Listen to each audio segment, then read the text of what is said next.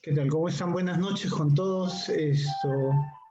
Muy agradecido por el Colegio de Ingenieros y por esta invitación para participar de la Semana de la Ingeniería, ¿no? Muy en especial al capítulo de Ingeniería Civil.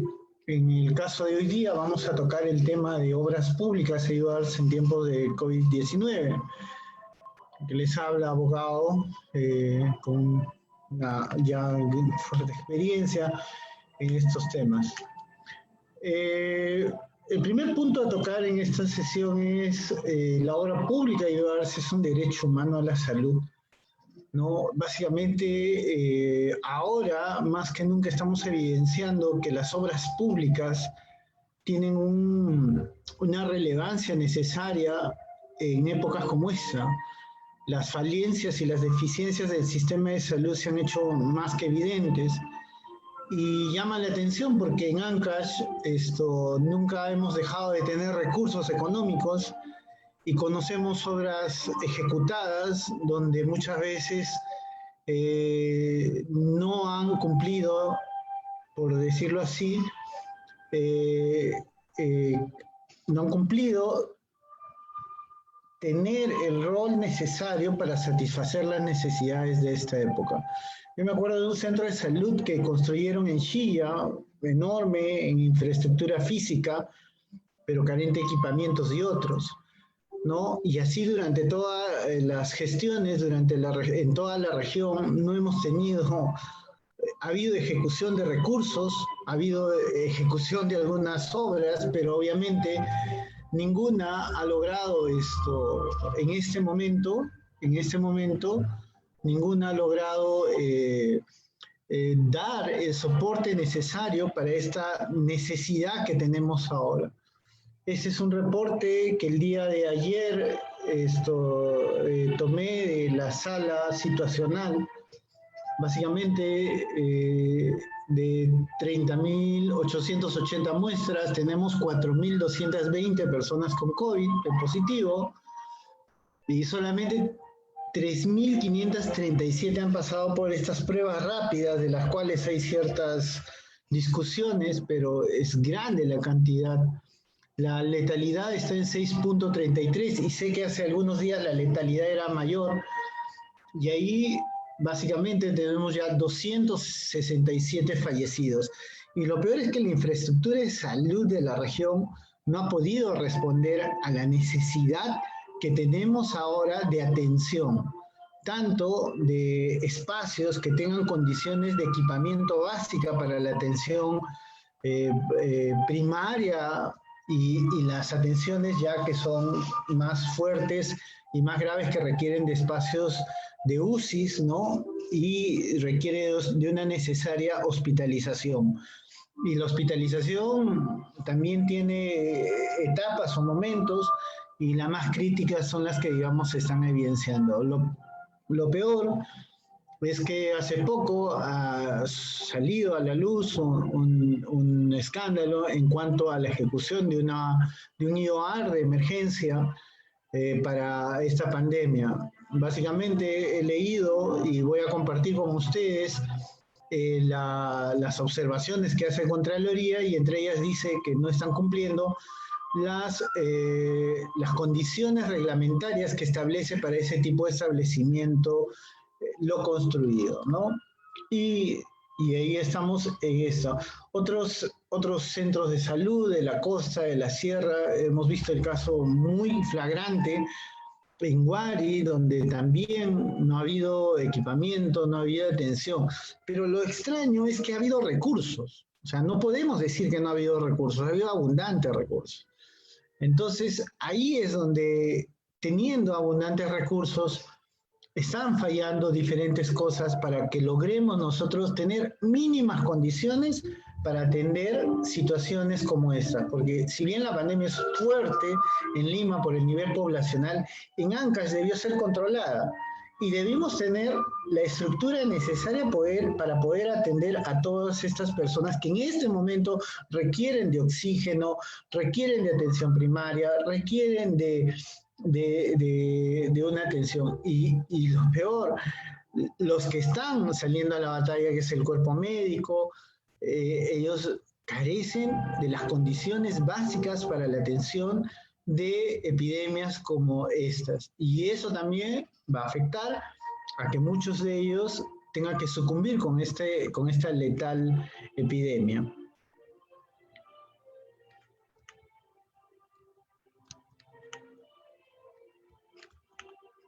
Ahora, ¿cuál es la ventaja que, digamos, ahora podemos tener en relación a antes en los temas de inversiones públicas? Bueno, primero, de que ahora están definidas las obras públicas, que son inversiones. Tenemos inversiones y tenemos CBORs. ¿Cuál es la diferencia y cuál es la ventaja? Bueno, los CBORs básicamente son inversiones que no son consideradas proyectos. Y solo los proyectos de inversión, como la mayoría de las obras se someten a todo el ciclo de inversiones, sin embargo, las EORs son inversiones no consideradas proyectos de inversión y que básicamente se programan y se ejecutan directamente. Y para ello se activa la Directiva 02-2017 del MEF, donde tiene un formato para el registro y aprobación del EORs en el Banco de Inversiones. Y eso se hace a través de la unidad formuladora. Es decir, necesitamos que la unidad productora, que es básicamente una infraestructura existente, logre un nivel adecuado de mejora en la prestación de los servicios.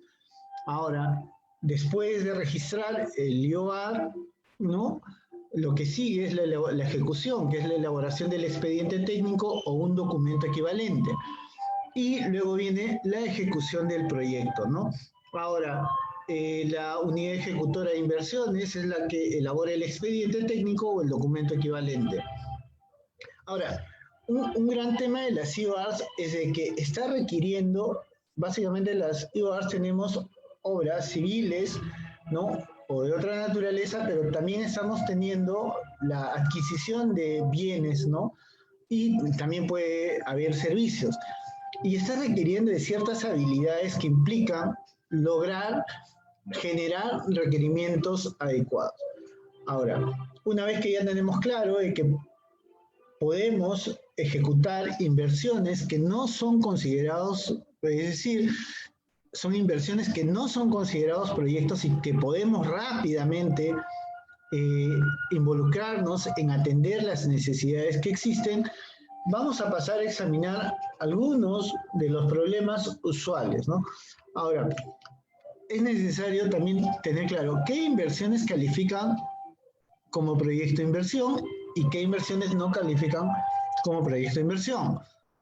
A ver, básicamente no califican como proyecto de inversión la reposición, que básicamente son reemplazos de activos que han superado su vida útil, las rehabilitaciones, las optimizaciones, y entre ellas también están las compras de terreno, las inversiones menores que vayan a mejorar el uso de la oferta existente y las ampliaciones marginales, ¿no?, que incrementan el activo no financiero en una entidad pública. Es decir, no modifican su capacidad de producción, ¿no?, pero mejora, digamos, logra superar un 20% de dicha capacidad en proyectos estándar.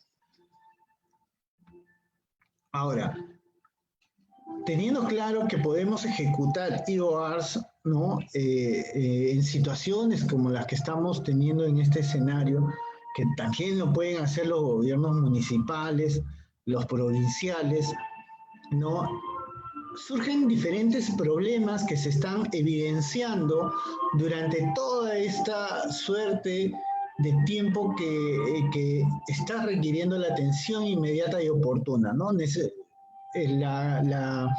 La construcción del hospital sencillamente no se ha logrado dar, ¿no? Y esto se debe a diferentes problemas. Entonces, un primer punto, que es el segundo tema de esta sesión, es la planificación estratégica, ¿no?, la planificación estratégica de las necesidades e inversiones. Es decir, en qué momento tomamos las decisiones de ejecutar obras o EORs. Básicamente debemos entender como planificación la anticipación de acontecimientos futuros, es decir, tenemos que anticiparnos a lo que en el futuro va a suceder y debemos crear un plan de acción discreto, consecuente. No necesitamos hacer tiene que ser un plan de acción muy discreto y consecuente que logre atender estas necesidades. Ahora, un primer problema que usualmente se evidencia y se nota en las gestiones es decidir y determinar las necesidades, ¿no? Las necesidades reales para optimizar la inversión o el uso de los recursos.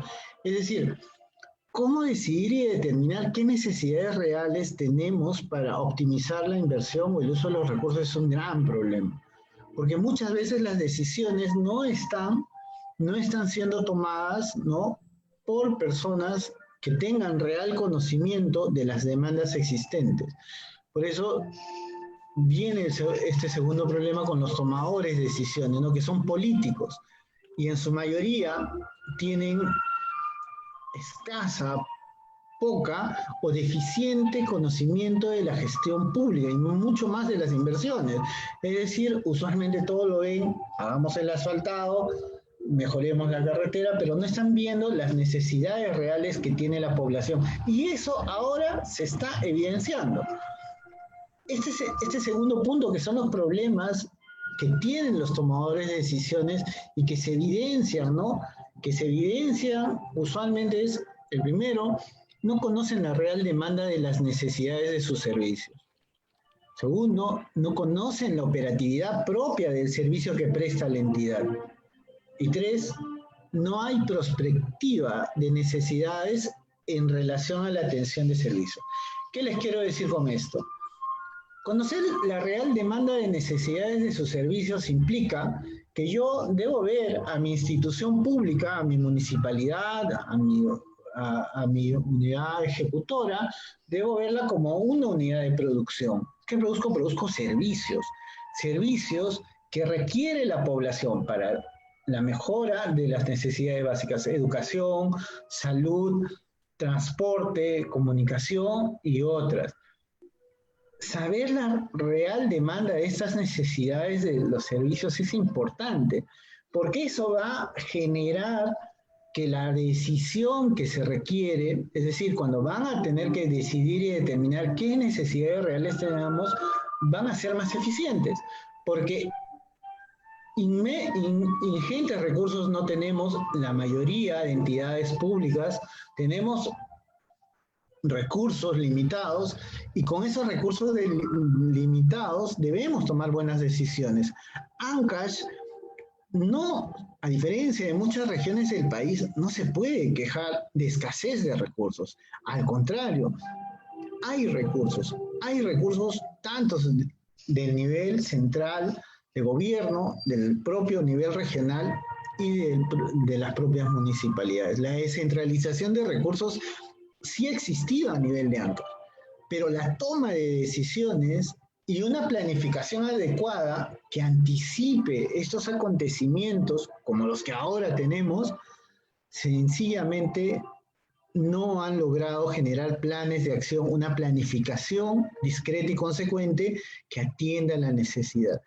Imagínense, si la región, sin necesidad de la pandemia, con los recursos que ha tenido, tanto de los tres niveles de gobierno, hubiese tomado buenas decisiones, es decir, si hubiese conocido la real demanda de los servicios que debemos prestar en el sector salud, debemos conocer la operatividad del servicio, porque, ojo, conocer la demanda del servicio no es tampoco importante, es esencial, pero también es muy importante conocer la operatividad del servicio.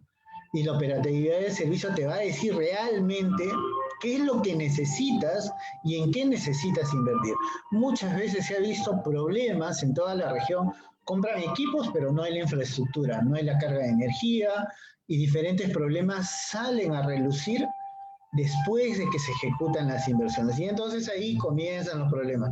Hay que sacar más inversión para eso, hay que parchar un tema, otro tema. Es decir, justamente eso se debe. No tenemos conocimiento real de la demanda de necesidades de servicio. Si hubiésemos tenido eso, en este momento no estaríamos en la situación que está teniendo Ancash. la operatividad de servicio, como lo dije, es muy importante. Nadie se puede poner en el lugar de aquel que ejecute el servicio.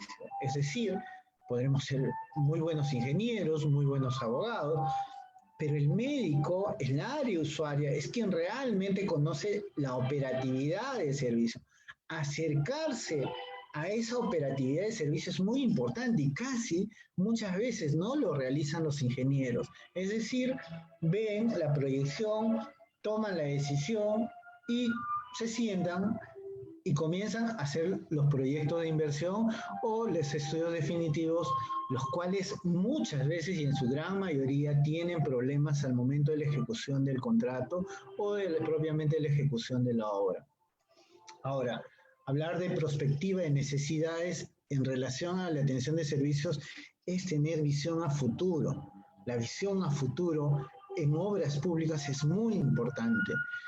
Sí, miren, con todos los problemas que hemos tenido, si siquiera hubiesen tenido una escasa visión de futuro, todas las gestiones que han pasado, sencillamente en ese momento tendríamos condiciones básicas y necesarias y elementales para atender esta pandemia. Doctor, No es, disculpe. perdón. Doctor, disculpe. Su audio lo podría apagar porque se escucha de fondo. Es un sonido de audio que tiene. Oye, ya, a ver un segundo, un segundo. Gracias.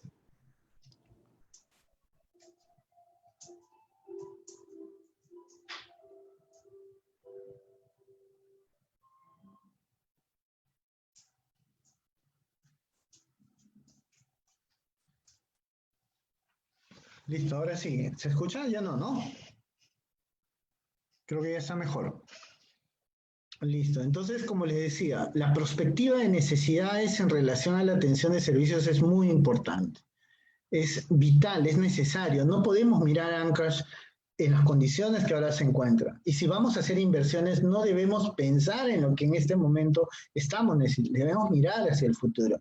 Debemos ver una región productiva, una región económicamente solvente, donde se puedan desarrollar diferentes actividades, tanto la agricultura, tanto la ganadería y todas esas actividades necesarias que se requieren para el desarrollo de todas nuestras zonas dentro de Ancash, ¿no?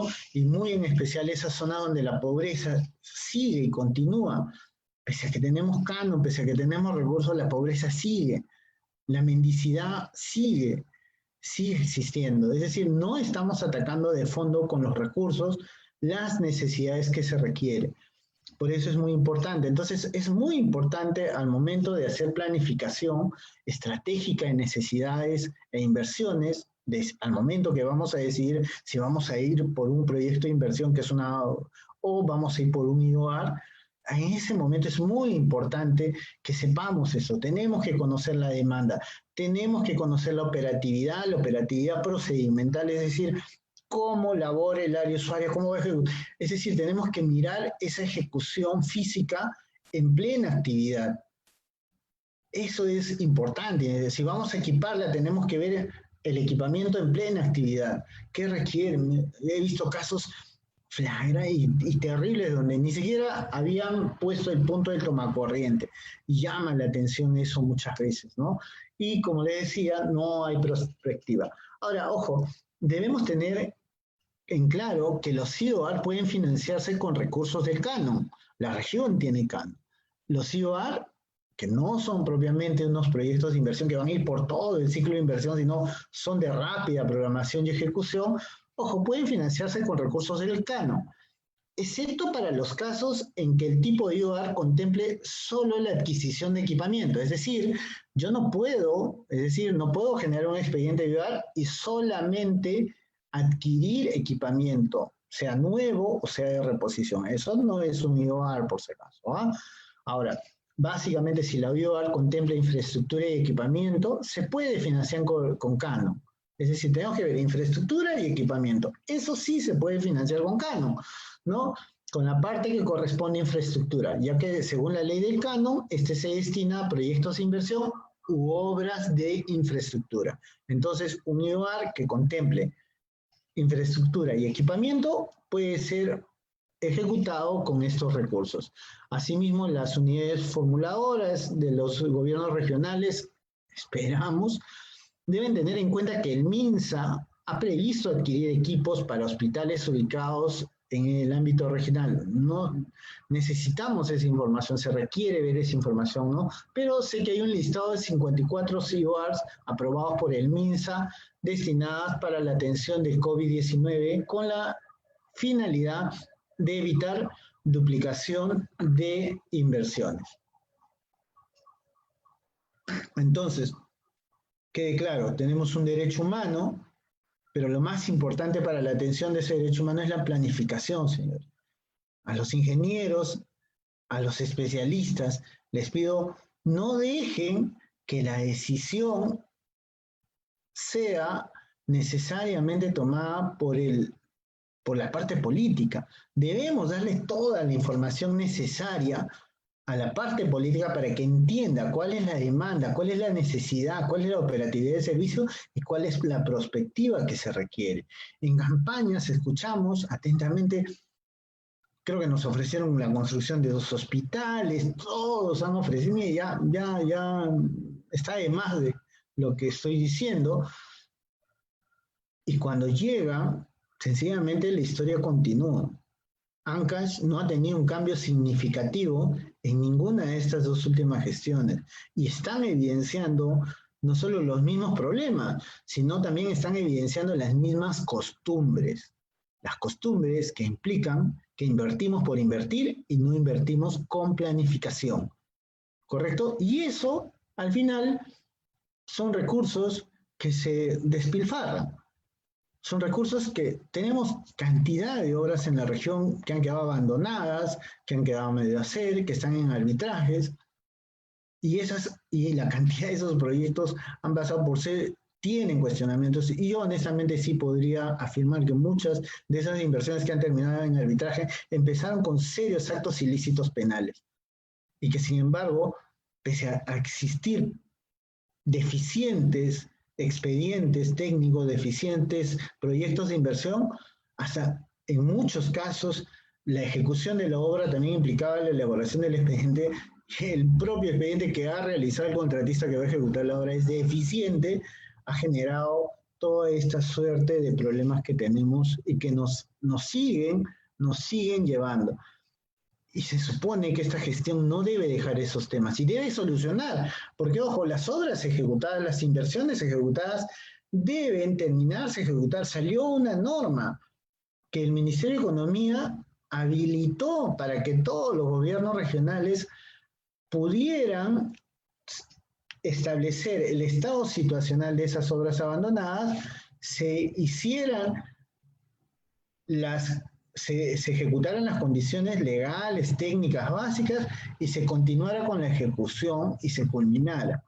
No sabemos cuántas de esas obras a medio hacer o en medio camino que están ahí han tomado. Independientemente de los arbitrajes, el MER emitió una norma para que se logre esto, pero honestamente no conozco de casos donde se ha logrado.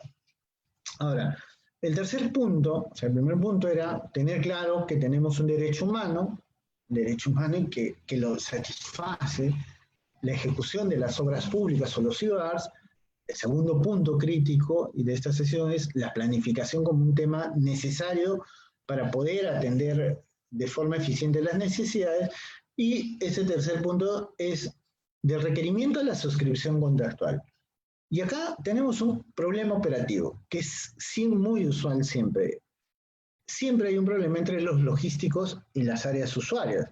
Los logísticos, las áreas de infraestructura, que es básicamente un viejo dilema y muchas veces se convierte hasta en una lucha. Ahora, en este tema, en este segundo punto de requerimiento de la suscripción contractual, es importante tener en consideración los siguientes puntos. Primero, el requerimiento, ¿correcto? El requerimiento es la parte más importante, ¿no?, de la labor que realiza el área usuario, ¿no? Este requerimiento, básicamente,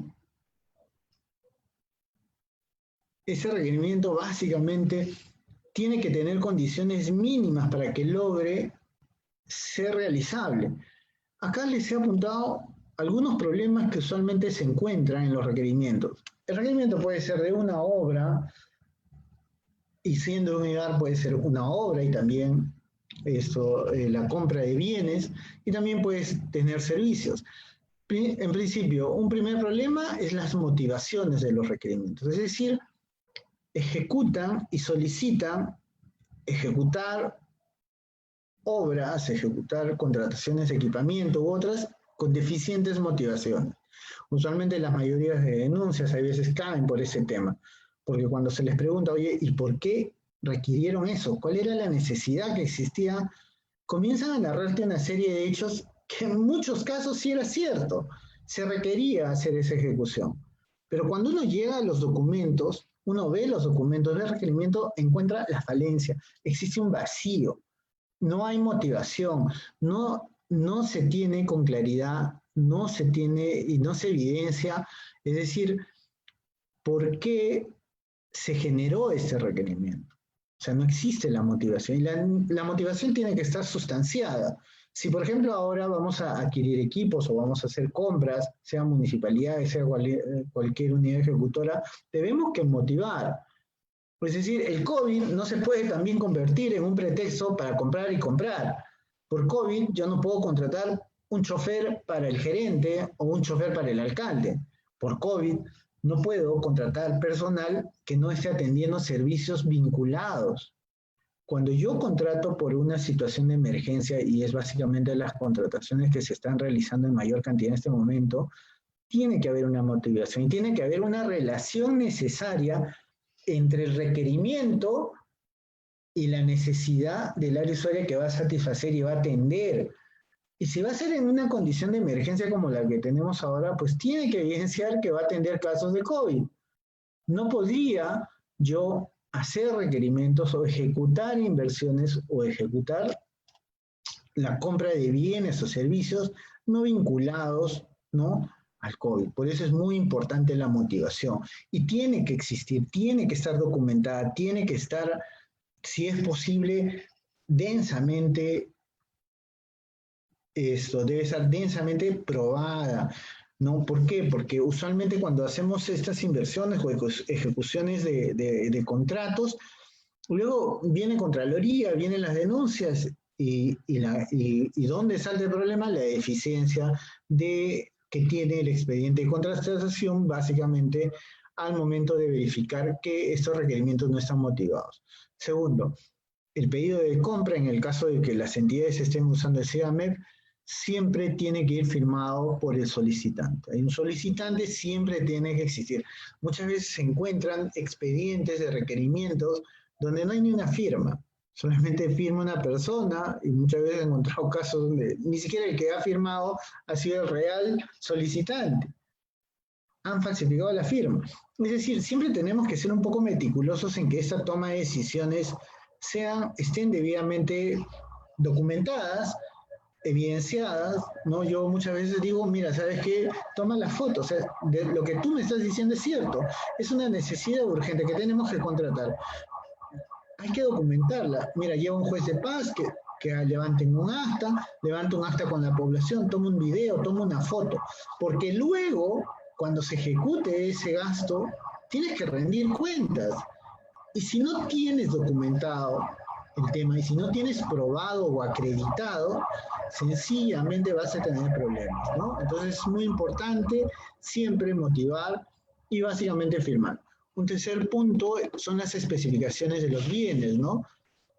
Usualmente no tienen firma de los responsables de las áreas usuarias, y en el caso de los TR, servicio igual, tiene que ir la firma del área usuaria, y mínimamente, y eso es muy importante, tiene que tener las características, las condiciones, la cantidad, la calidad, la meta y el objetivo. Y cuando hablamos de características técnicas, tenemos que tener que, en el caso de los bienes, las especificaciones técnicas, en servicios generales y consultoría, los términos de referencia, y en obras el expediente técnico o documento equivalente. Detallado, muy minucioso, muy elaborado. Tienen que adjuntar también otro punto que a veces siempre observo y no se encuentra: modelos, diseños y planos.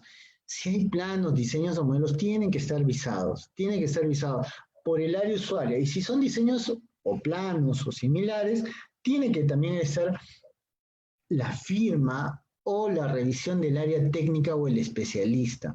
Muchas veces pasan expedientes de contratación donde o se están haciendo compras muy especializadas, de equipos muy especializados, o se ejecutan proyectos no IOARs o inversiones especializadas, y se pregunta, ¿y esto quién lo revisó, quién lo vio?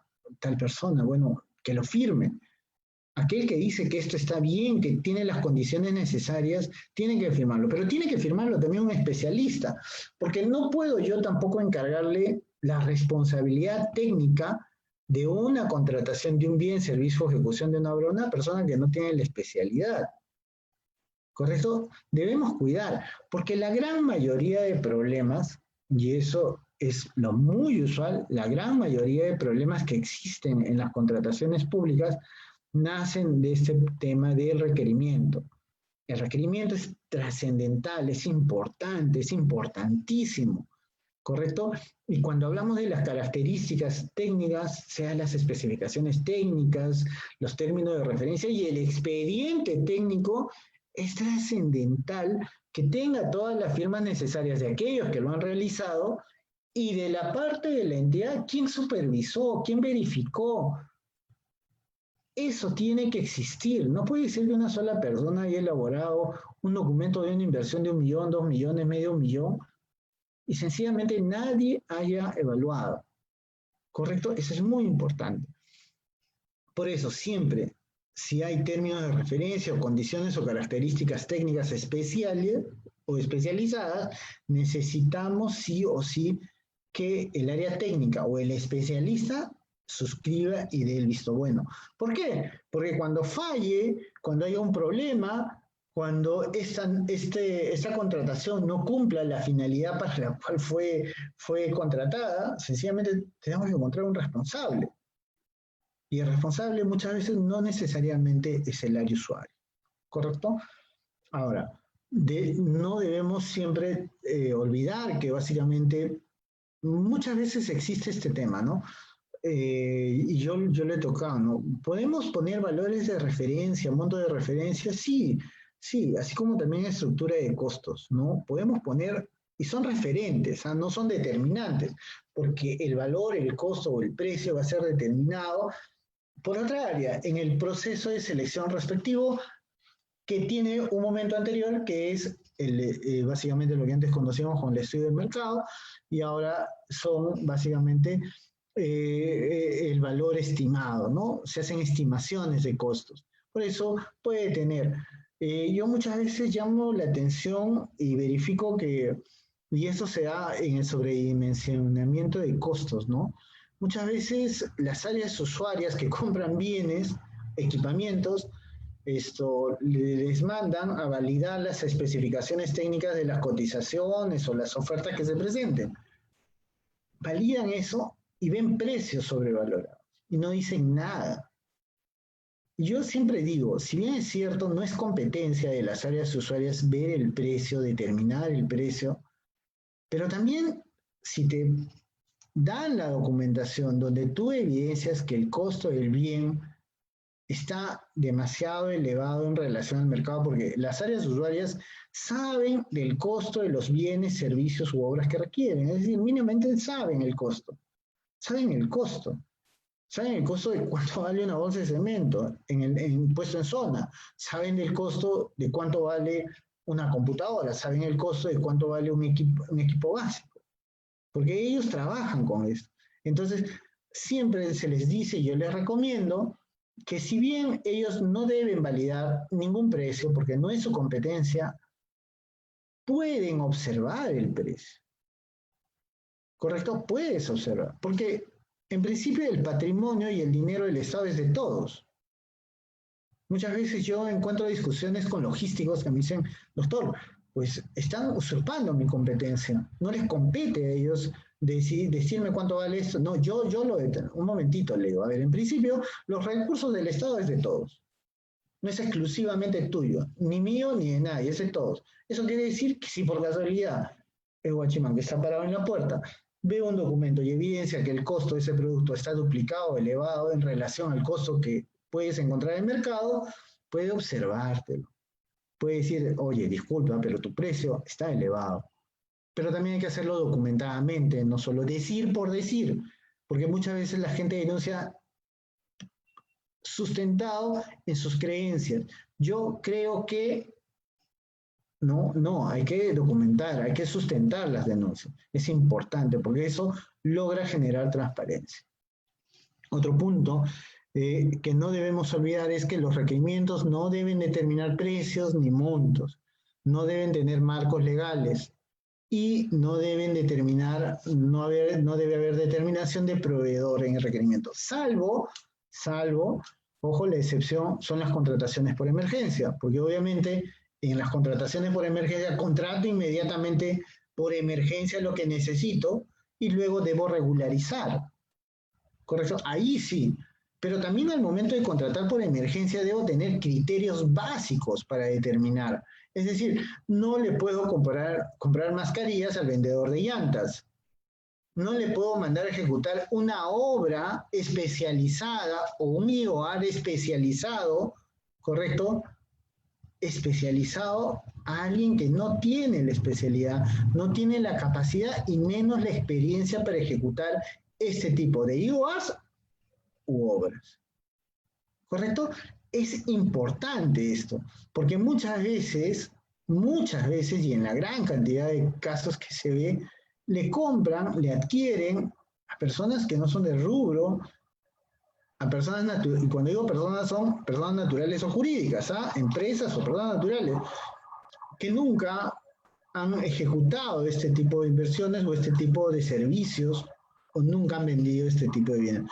Y oh, suerte, no lo están haciendo, salvo que motivadamente tú me demuestres que, por ejemplo, en la zona donde te encuentras no había nadie más que él que me lo podía vender. Y ahí sí va la excepción de que también ni siquiera necesitamos el RN. Pero ojo, ahí viene el tema, motivación, sustentar los actos, documentar los actos. Mira, en el radio de 120 kilómetros no existe ningún vendedor de este bien, no existe ningún proveedor de este servicio, no existe nadie que me haga esta obra. ¿Correcto? Esas excepciones deben estar motivadas, sustentadas y verificadas. ¿Correcto? No puede ser, o sea, tú no me puedes decir algo así, mira, es el único que existió en la zona y no existe ninguna evidencia de ello. Debemos evidenciar siempre estas situaciones. Ahora, como les decía, importante el requerimiento y lo más importante y lo más trascendental. Luego, el segundo momento importante es la aprobación y la asignación presupuestal. Cuando la mayoría de tomadores de decisiones tienen que aprobar y asignar presupuestalmente, mira, la mayoría lo hacen a ciega. Bueno, no es mi responsabilidad, no es mi tema, si él puso bien el detalle, si la especificación técnica está bien, no, sabes que no me interesa. Hay que aprobarlo, hay que asignarle presupuesto. Ellos sabrán lo que piden. No, la ejecución de un proyecto de inversión UIOAR es responsabilidad de todos. Y justamente en la aprobación es un momento importante donde podemos ver la operatividad. Por ejemplo, yo cuando asesoro o doy consultoría, siempre les digo a los tomadores de decisiones, verifica la operatividad del bien, del servicio o de la obra con los que han elaborado el requerimiento. Es decir, que te demuestren, ¿no? Que te demuestren en el espacio, que te demuestren realmente que esa necesidad, ese requerimiento es lo que va a satisfacer la necesidad, ¿no? Hay que ir, hay que caminar, hay que hacer trabajo de campo, hay que salir. Las decisiones entre cuatro paredes y en oficinas, en compras públicas, son las peores decisiones. Son las decisiones que terminan procesadas. ¿Correcto? Entonces siempre el tomador de decisiones, sea un servicio, sea un bien, una obra, tiene que verificar, ¿correcto? La operatividad, justamente las condiciones que antes he señalado. Muy importante, como tercer punto, es el expediente de contratación. Tercer tema importante. El expediente de contratación documentado, bien elaborado, bien sustentado, bien motivado. Lamentablemente lo digo, tiene que ser así. ¿Por qué? Porque la buena fe en contratación pública no existe. Y eso tengan bien claro. No existe buena fe en contratación pública. ¿Correcto? Sea que lo hiciste bien, sea que tuviste razón, sea que estabas bien motivado, si no hiciste y no tuviste esas precauciones, tu buena fe no te va a servir de nada ante el Ministerio Público y ante los sistemas de control. Por eso siempre digo, cuando verifiquen el expediente de contratación, verifiquen que todas las decisiones que se están tomando están no solo motivadas, están bien determinadas, bien detalladas y tienen una aprobación adecuada. Ahora, el cuarto tema importante es el proceso de selección de proveedor. Ese es el cuarto punto entre el requerimiento y la suscripción de contrato, que es un tema muy importante para la mayoría de los ingenieros que están en las áreas de infraestructura, los ingenieros que están en las áreas especializadas muchas veces, mira, quieren pasar por alto esos temas, no son mis temas, no, tienen que saberlo y tienen que tener claridad en esos temas, porque estos temas van a ser importantes para las tomas de decisiones de los requerimientos que hagan. Ahora, cuando hablamos de un proceso, el cuarto punto del proceso de selección de proveedor es determinar básicamente quién lo va a ejecutar. Si es una compra menor de 8 UITs, por si acaso, ya está en vigencia la nueva directiva que obliga, es una obligación bajo responsabilidad de que las personas que participan en las diferentes etapas de la contratación estén debidamente certificadas. Es decir, el órgano encargado de las contrataciones, la persona que se va a encargar de hacer estas contrataciones, tiene que estar certificado por el OCE. Me dirán, sí, doctor, pero antes la ley exigía. Sí, antes la ley exigía, pero decía, era muy suave en el tema de responsabilidad, pero ahora ya ha señalado, ya ha determinado que son los administradores de las entidades públicas los responsables de que se cumpla, de que quien participa de las diferentes etapas del proceso de contratación esté certificado. Entonces, la compra, el estudio de mercado, básicamente la estimación de costo, o la determinación de valor referencial, no puede ser realizada por personas no certificadas, que no tengan los conocimientos básicos. Y el segundo proceso de selección lo realiza, como ya sabemos, el comité de selección, ¿no? El comité de selección, donde mínimamente uno tiene que ser del órgano encargado de contratación. De los demás miembros ya existe liberalidad. Ya no es como antes que decía tiene que ser uno el área usuaria, uno el contratación. No, dice uno tiene que ser del órgano encargado de contrataciones. ¿Por qué? Porque se requiere una persona que tenga el conocimiento básico del proceso de contratación para que diga que esto se realice adecuadamente. ¿Correcto? Y finalmente, el quinto momento importante es la elaboración del contrato, la orden de servicio o compra y su registro.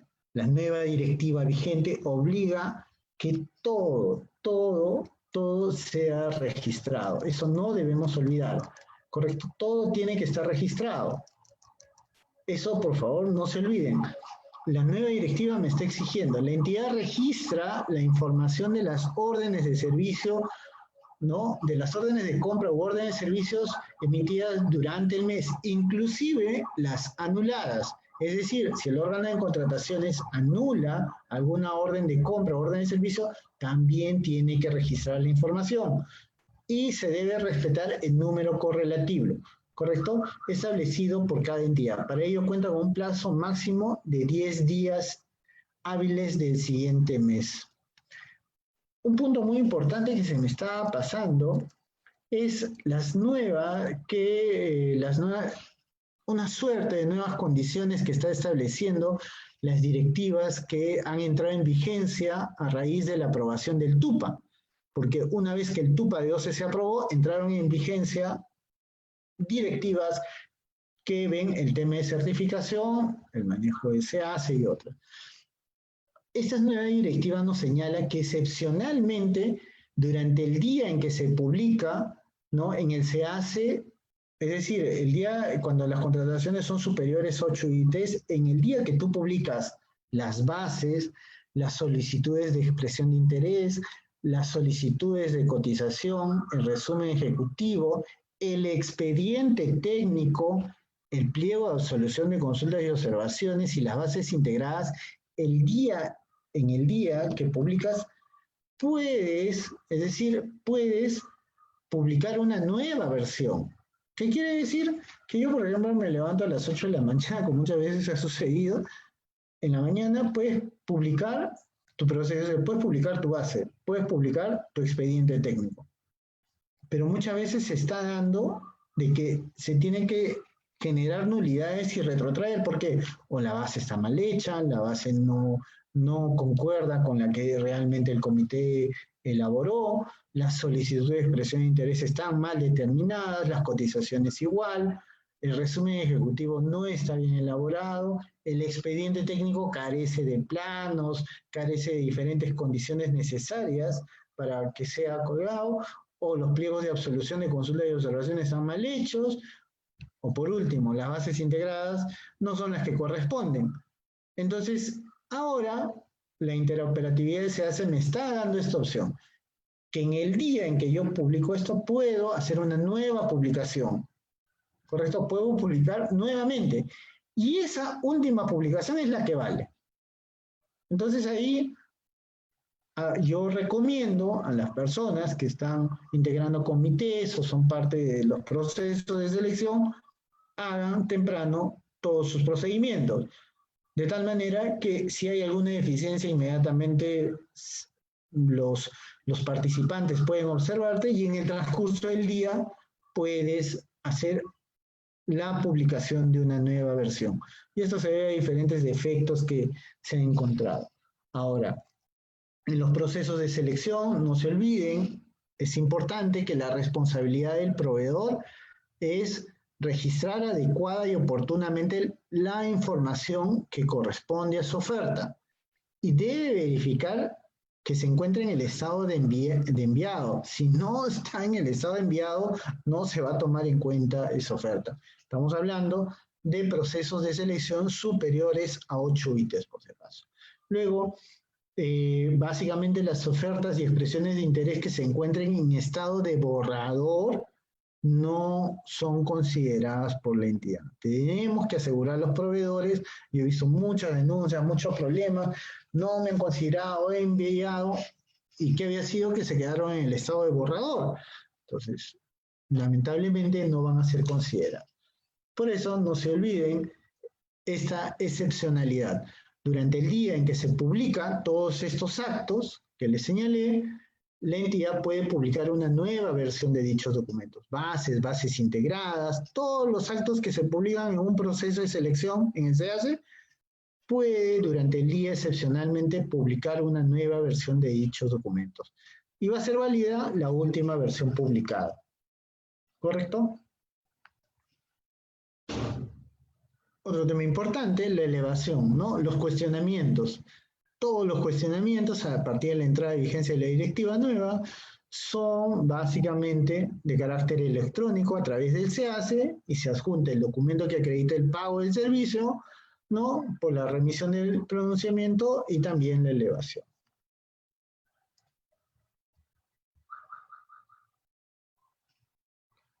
El no tener claro en consideración estos 5 puntos, que es el requerimiento, la aprobación y asignación presupuestal, el expediente de contratación, el proceso de selección de proveedor, sea de menor de 8 ITs o superior a 8 ITs, la elaboración del contrato o orden de servicios, registro, porque por si acaso todos los contratos se registran, da lugar básicamente a estos problemas. Se encuentran incongruencias entre el requerimiento y las bases. Incongruencias entre el requerimiento, las bases o las especificaciones técnicas o los TRs. Y lo peor, incongruencias entre el requerimiento, las bases, las especificaciones técnicas y los contratos. Es decir, se encuentran múltiples casos muy usuales y muy recurrentes donde tenemos estas incongruencias. El requerimiento pidió A, las bases dicen A punto, las especificaciones dicen A y coma, y el contrato dice B. Eso está sucediendo. Entonces, las incongruencias que siempre vamos a encontrar se debe muchas veces a que los operadores creen que lo que yo siempre escucho, no, mira, lo que él hizo no es mi responsabilidad, así es que lo pago. Tenemos que revisar, tenemos que verificar la congruencia. Siempre, usualmente digo a los comités, nunca trabajen sobre bases publicadas. A veces, ya, mira, para que puedas ver cómo debe terminar, cómo debe quedar, ya bájate los modelos de bases. Una cosa es que veas, una cosa es que te sirva como insumo para apreciar cómo se ha desarrollado una base, pero otra cosa es que la descargues y sobre esa chanques. Esa chancada sobre la base, que también es usual sobre los expedientes técnicos, sencillamente genera serios problemas muchas veces, ni siquiera entre el requerimiento y la suscripción del contrato. Esa deficiencia se evidencia en la ejecución del contrato. Y lo peor, el área usuaria no sabe qué hacer. ¿Y ahora qué hacemos? Yo requería A, las bases dicen B y el contrato dice C. Entonces, el trabajo en equipo, el trabajo conjunto y la revisión en determinados momentos por los operadores y muy importante por las áreas usuarias es trascendental. El área usuaria tiene que estar mirando su requerimiento desde que sale, llega al tomador de decisión de aprobación, va al área de logística, va al comité o al especialista que se va al especialista certificado que se va a encargar de la contratación o hasta la suscripción del contrato. Esos 4 momentos son muy importantes. Y como áreas usuarias, si requiero un IOR donde voy a tener equipamiento, tengo que estar verificando. Porque si yo no verifico, es decir, lo que les decía, no existe la confianza en la contratación pública. Discúlpenme, no existe. ¿Correcto? Debo asegurarme que lo que pedí va a ser lo contratado. Yo no puedo sentarme en mi oficina y decir, ah, no, me disculpas, o sea, yo pedí esto y por tu culpa me está llegando esto. Ya es tu problema. Porque cuando revientan los problemas, todos son campeones en tirarse la pelota. Yo no fui, fue él, y es un peloteo. Siempre las áreas usuarias tienen que verificar estas diferentes etapas. Es muy importante. Por eso, en esta sesión, estos 5 puntos importantes es necesario tener. Cuando hago mi requerimiento, cuando va la aprobación y la asignación presupuestal, cuando el expediente técnico se está formando, un ratito, mando a mi especialista. Oye, en favor, ¿cómo va todo? ¿Todo bien? Una miradita. Cuando se va a dar el proceso de selección de proveedor, es importante que el área usuaria esté viendo qué le están enviando al proveedor, a qué proveedores se están enviando. ¿Eso es malo? No, no es malo. Una cosa es que tú mires y si hay transparencia en una entidad, nadie tiene por qué ocultar la información. Y otra cosa es que tú le digas, oye, ¿cómo va el proceso de selección? No, disculpa, no es tu competencia. Perdón. En contrataciones públicas, sea obras o IOAR, tiene que existir transparencia. Y cuando hay transparencia, todo va bien. Pero si ocultas la información, si no quieres decir cómo va, yo, como área usuaria, verificaría mínimamente que las condiciones de mi requerimiento estén establecidas en ese proceso de selección de proveedor. ¿Por qué? Porque luego, como yo tampoco no firmo el contrato, va a firmar otro, eso va a venir a mí. Y claro, tú podrás decir, oye, disculpa, yo pedí esto, pero tú me has traído esto, tu problema, pero el tiempo que perdemos y la necesidad que no satisfacemos, la población que está esperando es la perjudicada. ¿Correcto? Esos tiempos perdidos son más relevantes en la población y en la demanda de servicios que requiere la población para mejorar sus condiciones de vida. Y eso tenemos que tener claro, y yo pido siempre a los ingenieros que tengan claro. Los ingenieros son parte de muchas cosas que están sucediendo en las diferentes ejecuciones de contratos. Y para mí es lamentable, en mis recorridos que siempre hago por ANCAS, encontrar ingenieros con serias deficiencias en la elaboración de sus expedientes técnicos, en las ejecuciones de sus contratos o al momento de tener que resolver un problema. ¿Correcto? Es importante trabajar en equipo. Es importante confiar en la experiencia, pero también es importante validar la información. ¿Correcto? Yo puedo confiar en un experto, pero esa información debo validarlo. ¿Correcto? Eso es muy importante, porque al final ni el área usuaria, ni el área logística, ni el tomador de decisiones va a ser quien va a mejorar su vida con las obras, los IOAs, los bienes o servicios que se brinden, sino va a ser la población. Y ellos, creo yo, se merecen lo mejor.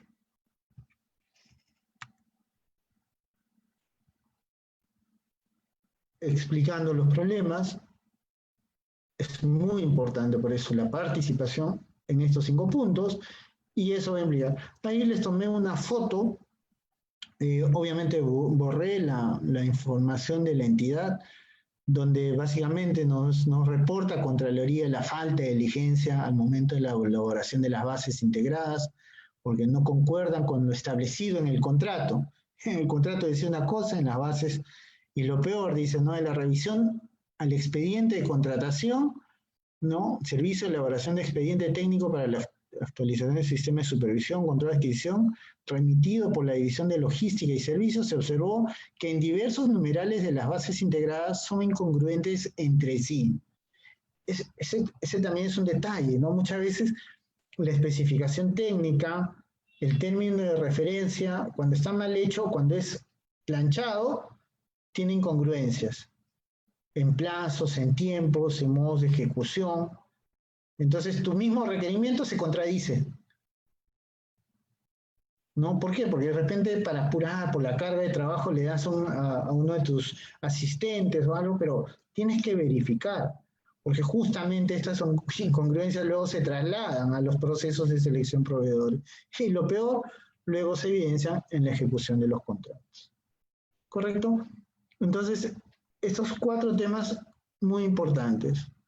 Contratación pública, sea IOAs o obras públicas, eso es un derecho humano y ahora lo estamos evidenciando con el costo de vidas, ¿correcto? La ineficiencia en establecer una adecuada planificación estratégica de las necesidades nos está llevando a que el desconocimiento de la demanda, la operatividad del servicio y la prospectiva genere que cuando necesitamos que toda esa inversión funcione, no funciona.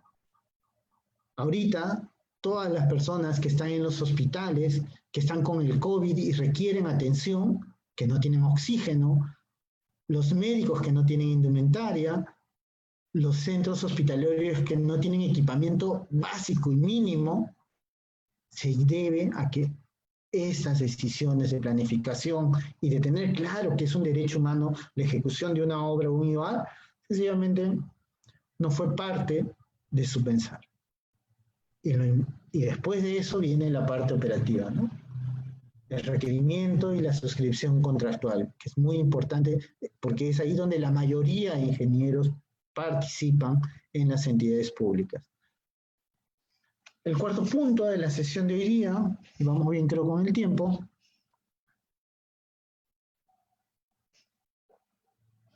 es la consultoría de obras y los expedientes técnicos en tiempos de COVID. Miren, la experiencia que tengo en la mayoría de los problemas que he ido a solucionar o en la mayoría de consultas que absuelvo a ingenieros o esto, se debe justamente por la consultoría de obra o la elaboración del expediente técnico. Básicamente que forma parte del acto preparatorio, ¿no? O de un proceso anterior a la ejecución de obra. ¿Cuál es el problema?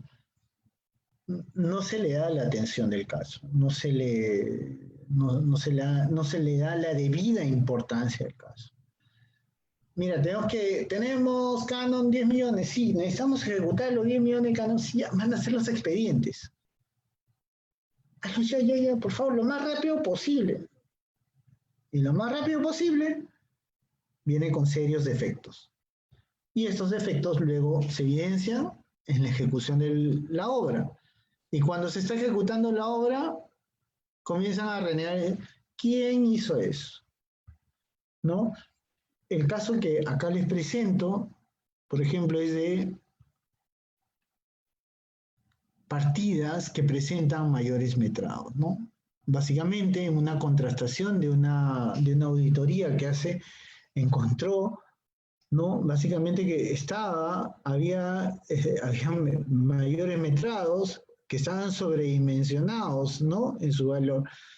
La planilla de metrados de la entidad decía 99.70 metros cuadrados, o metros cúbicos, y los metrados de la comisión de control eran 50.47. Y la diferencia tenía una diferencia de 49.23 metros. Esto, contrastado con el precio unitario, genera una variación en el costo directo. Este fue un caso, y estos casos son usuales y son recurrentes en la elaboración de expedientes técnicos. Siempre en los metrados es un clásico de problemas que se encuentra en la formulación o en la elaboración de los expedientes técnicos. Además de esos, entonces en ese momento siempre salta la pregunta, ¿y quién hizo el expediente? Y usualmente quien hizo el expediente copió un expediente anterior, agarró de la ruma de expedientes que tiene por ahí, chapó uno igual, similar, buscó el CD, lo chambeó, o muchas veces lo hacen, bueno, he hecho el mismo expediente, sobre este voy a trabajarlo, y lo elaboran con la rapidez que solicitan las entidades, y luego vienen los problemas. ¿Y cuáles son los problemas usuales que debemos verificar en los expedientes técnicos? Estos son, uno, las firmas. Expedientes sin firmas, los plazos, ¿no? Hay incongruencia muchas veces en los plazos establecidos en la ejecución de partidas o en las diferentes labores. El tema de la mitigación de riesgos es también algo concurrente que están observando los órganos de control, no están bien elaborados, ¿no? Ahora, yo he puesto de rojo aspectos importantes que usualmente no se dan cuando se elaboran estos expedientes técnicos. ¿Quién supervisa y controla la ejecución del expediente técnico? Usualmente nadie. Lo mandan a hacer a un consultor. Mira, si les toca un consultor de gran experiencia, genial, pero los deficientes usualmente no son hechos por ingenieros o consultores con fuerte experiencia, y no hay un acompañamiento, no hay una supervisión o control de la ejecución de la elaboración del expediente técnico. Cuando todos revisan, bueno, esperan que te entreguen todo y recién revisas, verificas, en gabinete, no sales a campo, y por tu pericia y tu conocimiento del terreno, dices, bueno, está bien, pasa, ¿no? Y este es un gran problema. Y es muy importante supervisar y controlar la ejecución del expediente técnico. Yo creo que si nos damos un pequeño tiempo, que sea, mira, de 1 hora, 2 horas, dale, 2 horas, dale. Estás mandando a hacer un expediente técnico, dale 2 horas, y anda, supervisa y controla cómo están ejecutando ese expediente técnico, va a ser muy importante. Y te va a generar tranquilidad en el futuro, porque en un momento de 2 horas puedes encontrar diferentes deficiencias en la elaboración de este expediente. Y que solo encuentres una es importante, porque va a tomar más interés, más preocupación, y va a darle más importancia al consultor en hacer bien el expediente técnico. Pero esa falta de 1 hora o 2 horas que le puedes dar, en el futuro te puede generar horas y días de dolores de cabeza, de estrés innumerable. Porque siempre, cuando yo, ¿no? En las experiencias que he tenido, los casos que he visto, en plena obra ejecutada, aparecen las deficiencias del expediente técnico, en ese momento comienzan los dolores de cabeza. ¿Y ahora qué hacemos? ¿Y cómo vamos a solucionar? La obra que fue observada al gobierno regional, creo que la norma reglamentaria te pide 3 metros y lo han hecho 2 metros 94 o 2 metros 96. Le faltan unos centímetros. Dirán, pues sí, no, pero la norma reglamentaria te pide dimensiones específicas y detalladas. ¿Correcto? Es muy importante y felizmente el expediente técnico lo determinó. Entonces, la supervisión y control de la ejecución del expediente técnico por el área usuaria que luego va a encargarse de la ejecución de la obra es muy importante. Les va a salvar de estrés, les va a salvar de horas de trabajo, reuniones, le va a salvar de espesos asesores que creen saber mucho y muchas veces no saben nada, que vengan y traten de ver una toma de decisión para que logre culminarse la ejecución de la obra, te va a salvar de adicionales, te va a salvar de deficiencias. Si tú contabilizas esas 2 horas de supervisión y control versus las horas que se toma cuando salen a relucir los problemas, te vas a dar cuenta que es la diferencia entre el infierno y el cielo. Tómense un tiempo para supervisar y controlar la ejecución de los expedientes técnicos. Luego, la verificación. La verificación es un trabajo un poco más elaborado. Implica ver si lo diseñado en el expediente técnico cumple con la necesidad. ¿Correcto? Esa verificación es muy importante. ¿Por qué? Porque se requiere otro tema importante, congruencia. Es decir, la congruencia entre el espacio físico donde se ejecuta la prestación y lo señalado en el expediente. Muchas veces no se da eso. Necesitamos verificar. Oye, esto que me has puesto en el expediente, mira, 2 horas de supervisión y control, 1 hora de verificar. Si lo he diseñado cumple con la necesidad y ver la congruencia. Y eso te va a salvar de múltiples problemas. Y si a eso más le sumas satisfacción, es decir, la satisfacción del diseño de la necesidad operativa del usuario, y es ahí donde lo haces participar al usuario en el diseño. Mira, a ver, ¿quieres una sala de operaciones? Acá en el expediente estamos diseñando la sala de operaciones. Acá va a ir el aire acondicionado, por acá va a ir las tuberías de gases, por acá va a ir toda la parte eléctrica, ¿no? Para los equipos.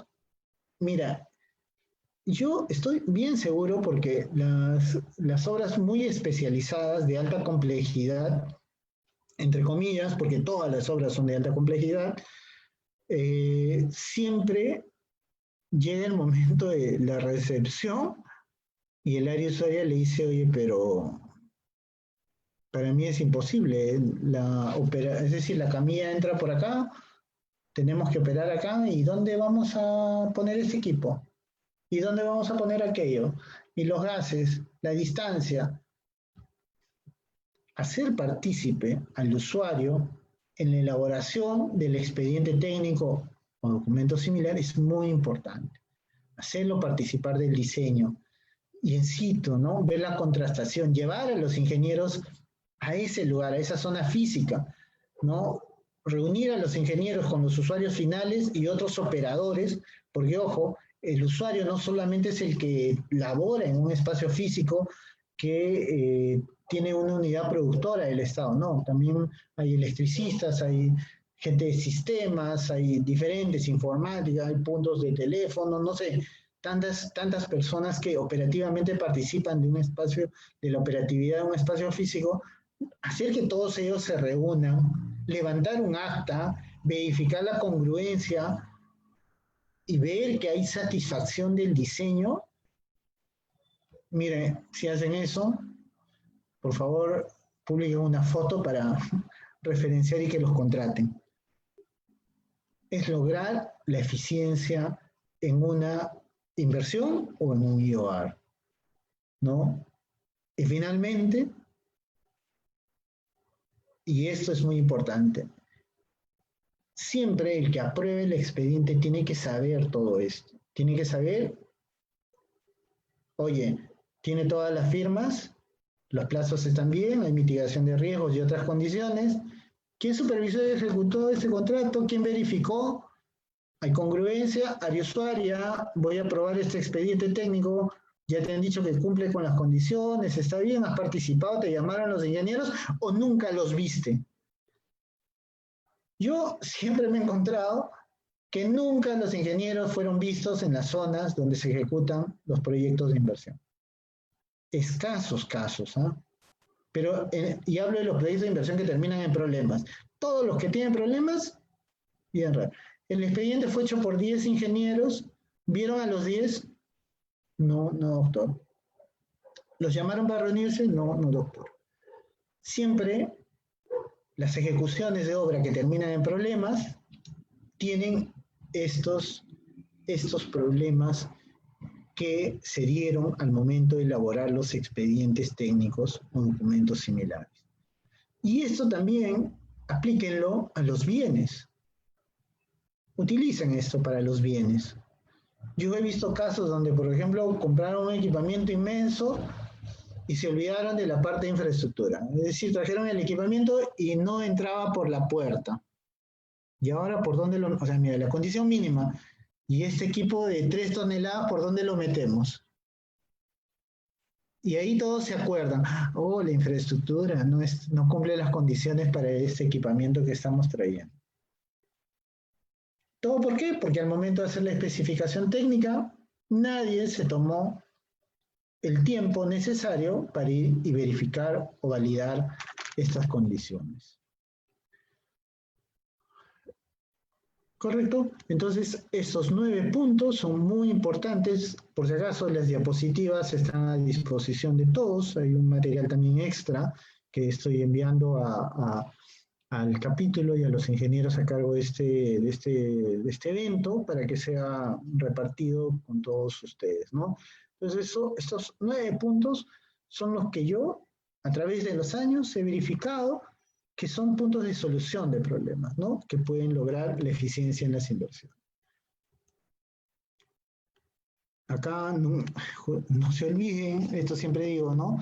Dice, siempre, ¿no? Dice la ley que complementa la 16051, que autoriza a los colegios de ingenieros y al colegio de ingenieros para supervisar a los profesionales de arquitectura, ¿no? Dice requisitos para el ejercicio profesional.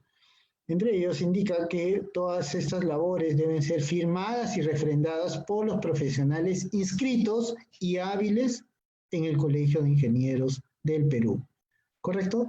Todo plano tiene que estar firmada, toda especificación técnica, todas las hojas del expediente tienen que estar firmadas por quien lo elaboró, el especialista, por quien supervisa y por quien mínimo, mira, según el monto de inversión que vamos a tener o el tamaño de inversión que estamos realizando o obra, tiene que tener la firma de todos los profesionales que participaron.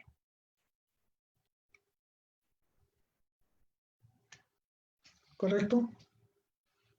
Vamos al punto 5 y 6 del día de hoy. Obras y supervisión de situaciones de emergencia. Este punto ha sido elaborado en base al decreto legislativo 1486, que fue publicado el 10 de mayo del 2020, y la directiva 05-2020. Puntualmente, a veces me llaman, doctor, ya podemos ejecutar la obra porque ya salió la norma que dice que todos los procesos de selección se pueden reactivarse. Sí y no. ¿No? ¿No? Es muy importante estos 2 documentos que lean todos los ingenieros que van a ejecutar obras. ¿Por qué? Porque, mire, así en general y en sencillo. Si el ente rector ha determinado que el tipo de obra puede ejecutarse, y ojo, y eso va a implicar que tienes que pedir un permiso, ¿correcto?, para reanudar tus actividades, y solamente con ese permiso de autorización puedes tú pasar a ejecutar las obras. Ahora, vamos. Un primer punto de estas 2 normas ¿no? Es el siguiente. Al comienzo de la declaratoria de emergencia, todo se paralizó y todo se suspendió. Todas las obras públicas que están reguladas por la ley de contrataciones o de su reglamento fueron paralizadas.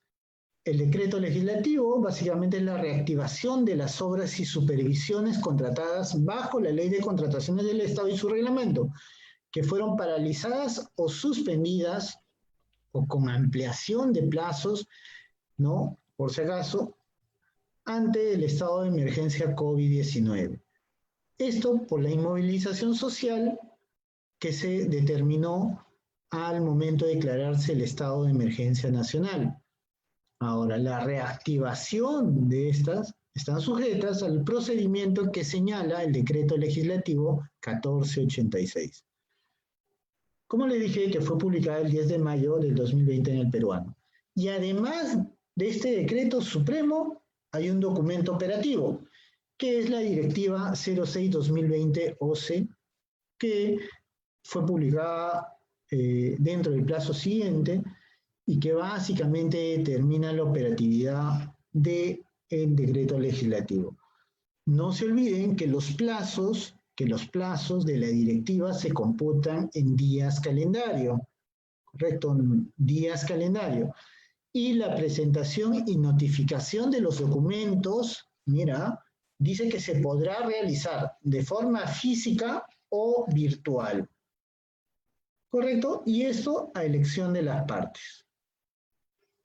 Quiere decir de que si yo me encuentro en Pontó, ejecutando una obra, o me encuentro en Pomabamba, o más allá en cualquiera de los Bamba, o en San Juan de Chuyín, y por el tema de la inmovilización social, me encuentro en Huaraz, para yo poder iniciar la reactivación de las obras, no necesariamente la presentación de documentos deben implicar mi traslado físico hasta la zona.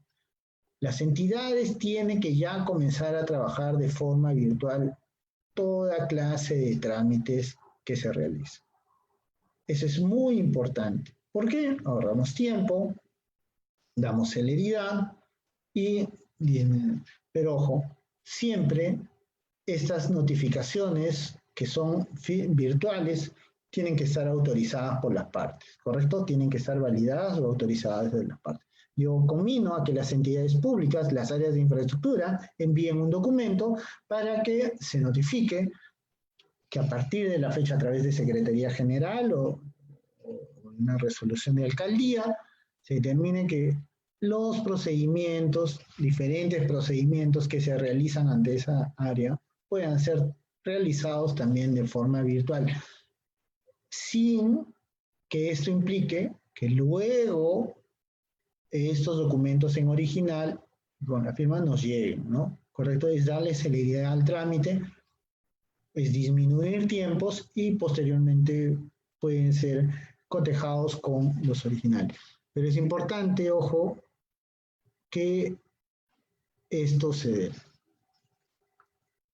Ahora, del contrato de obra y la supervisión. Dos cosas importantes que tenemos que tener en cuenta.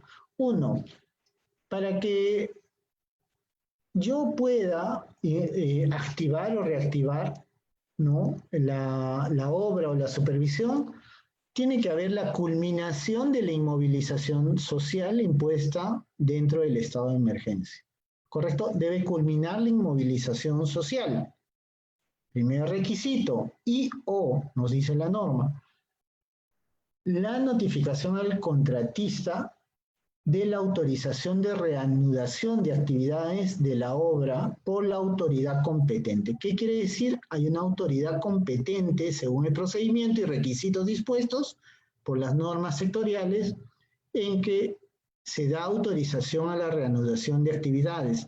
Si la ejecución de obra, del tipo de obra, no tiene la autorización de reanudación de actividades, no he presentado y no hay una notificación de la autoridad competente, según la norma sectorial, de que yo puedo reanudar mis actividades, sencillamente no puedo hacerlo. Y para eso se están dando protocolos se están dando lineamientos sectoriales para que se pueda cumplir, ¿no? Para presentar los planes COVID y todos los protocolos propios de las empresas y lo demás.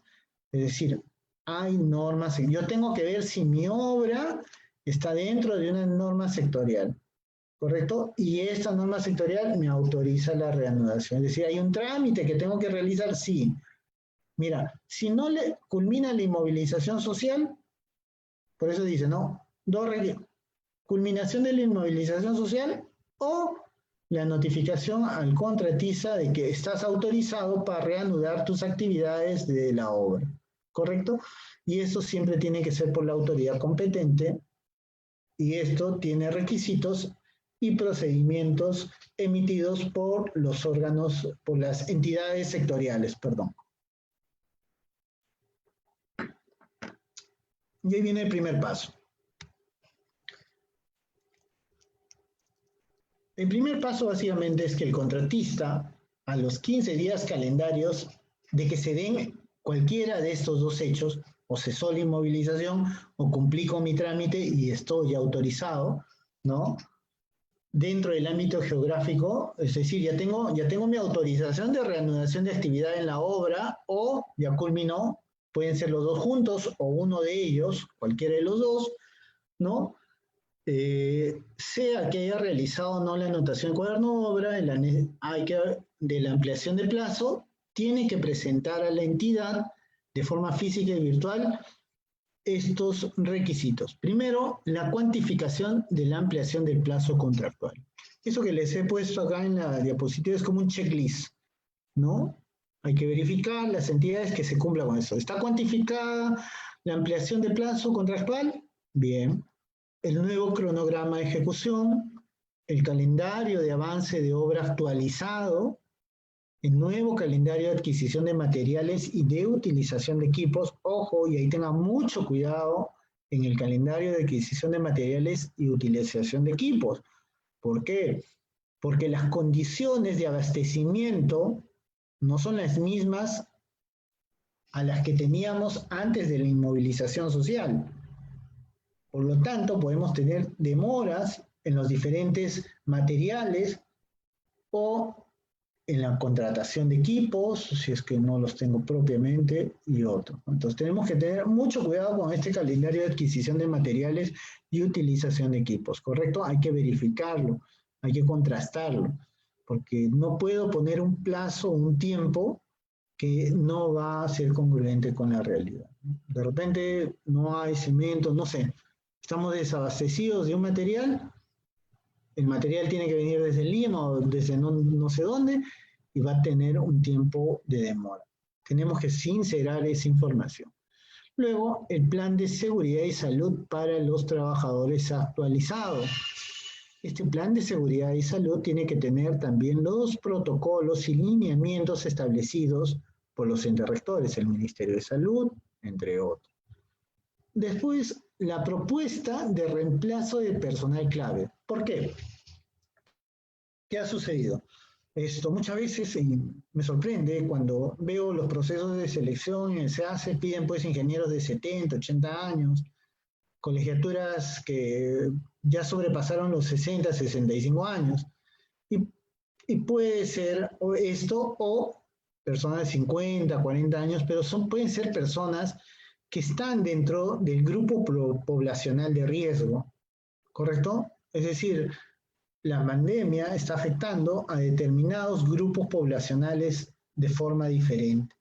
Por eso, la inmovilización estricta para personas mayores de 60 años es muy importante y para niños, ¿correcto? En nuestro caso, puede ser que el personal clave que tengo yo dentro de mi obra, necesito reemplazarlo porque ya no va a poder ir al lugar de ejecución.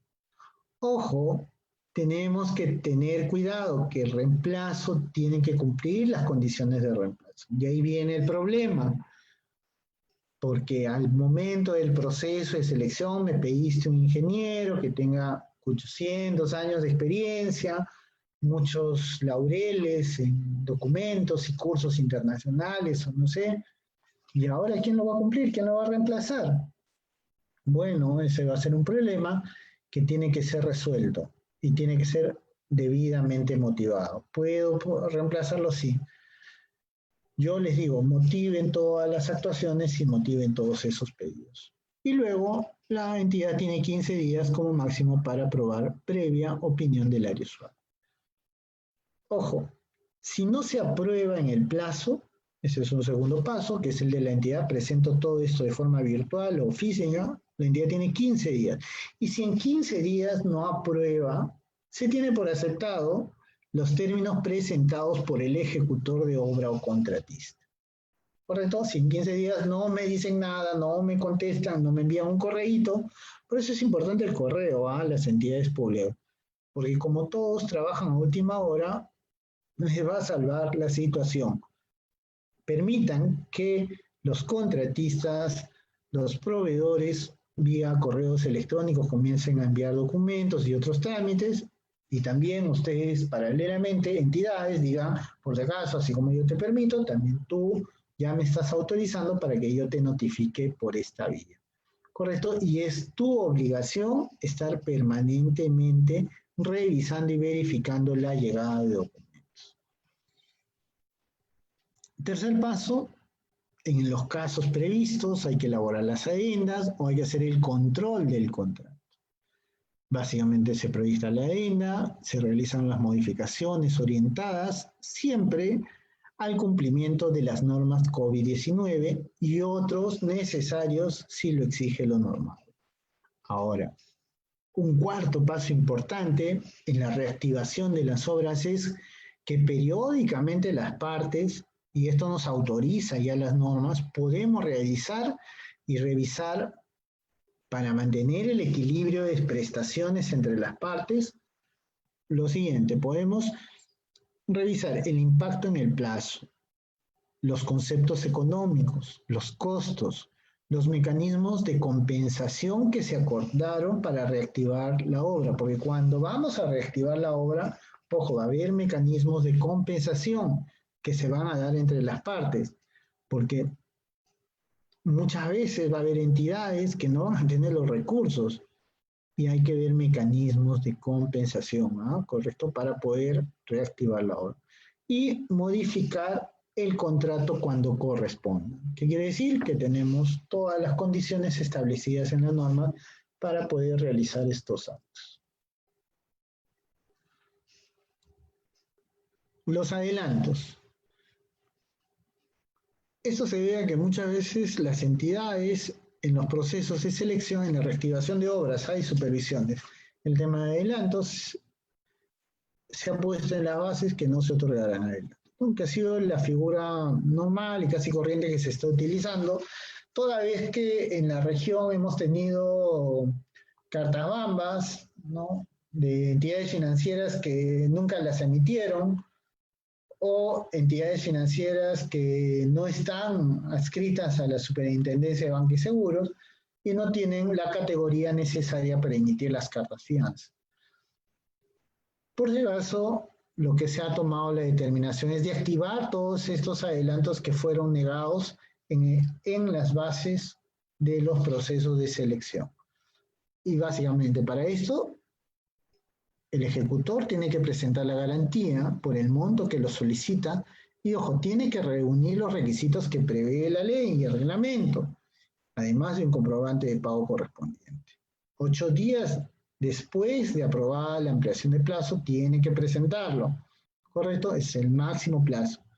Y se otorgarán estos adelantos después de 7 días calendarios, hasta el 15%, ¿no?, para casos directos y para materiales hasta el 25% del contrato original, ¿no?, del contrato original. No importa el avance que tengamos, eso va al contrato original. Pero solo si lo solicita el ejecutor de la obra, como les dije y les vuelvo a repetir, presentando la garantía por el monto solicitado, ¿correcto? No existe dispensa de ello. ¿En qué caso se dan estos? Cuando no se señaló la entrega de adelantos en las bases integradas, no se otorgó los adelantos pese a que las bases lo establecían, o se otorgó un porcentaje y queda un saldo pendiente del 25%. Si existe un saldo pendiente, por ese saldo puedo pedir los adelantos en los plazos, ¿no? No se olviden, 8 para el contratista y 7 para la entidad.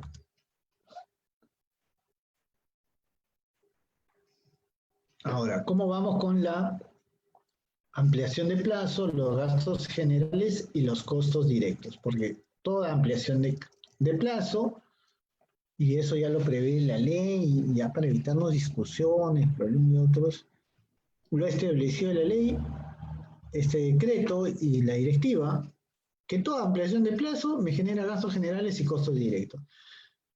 ¿Qué me dice, no? Si la entidad acepta la solicitud de ampliación excepcional de plazo, o sea, si la entidad acepta, correcto, con el contenido que hemos descrito anteriormente, se tendrá por modificado el contrato, por si acaso, sin necesidad de suscribir algún acuerdo o adenda adicional.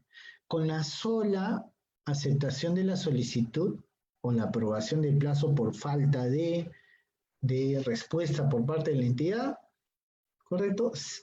Ya se tiene por modificado el contrato en las condiciones que se den, ¿no? Si la entidad no respondió, se modifica en el contrato y queda de acuerdo a lo que el contratista o el ejecutor de obra ha previsto en la presentación de sus documentos. ¿Qué nos dice? Que 15 días calendario siguientes de presentada la solicitud de ampliación de plazo, ¿no?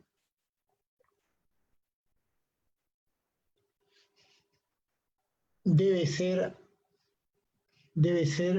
claro, o sea, 15 días después de presentada la solicitud de ampliación de plazo.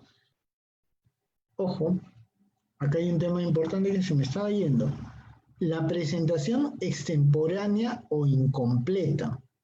Dos temas muy puntuales que siempre suceden. ¿Qué pasa si dentro de ese plazo de 15 días que da la ley, ¿no?, que ha dado la ley y la directiva, se reactiva o se levanta el estado de aislamiento? ¿Qué pasa si el contratista no presenta ningún documento? ¿Qué pasa si luego lo presenta? ¿Puedo declarar extemporáneo estas presentaciones? ¿Qué pasa si lo presenta su documentación de forma incompleta? No cumple con los documentos que he señalado anteriormente. Es decir, no cumple con la cuantificación, no cumple con presentar el cronograma o no presenta el nuevo calendario. ¿Debemos declarar como improcedente? No. No es causal de improcedencia, correcto, no es causal de improcedencia el que se presente de forma extemporánea o se presente de forma incompleta.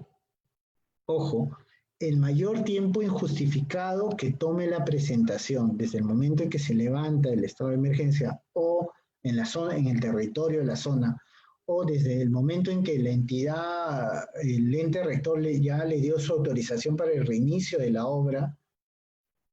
Ojo, si desde ese momento no presenta y deja pasar el tiempo y no tiene justificación alguno, ojo, esto es imputable al ejecutor de obra a efecto de aplicación de penalidad.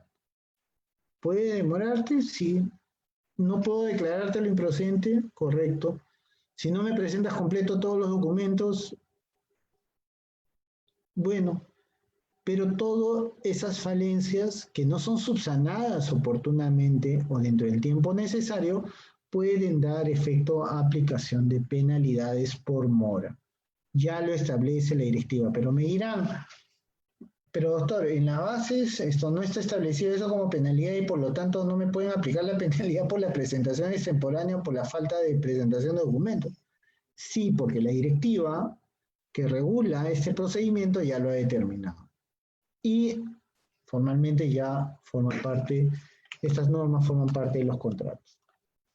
Ojo, esta ampliación de plazo aplica hasta para las obras que tenían programada su culminación antes de la declaratoria del estado de emergencia nacional o cuando incluso se haya encontrado con atraso, ¿correcto? Es decir, si la obra tenía justo programada su culminación antes de la declaratoria de emergencia y no se logró ello, o cuando se encontraba con atrasos, aplica esta ampliación de plazo necesaria para el ejercicio.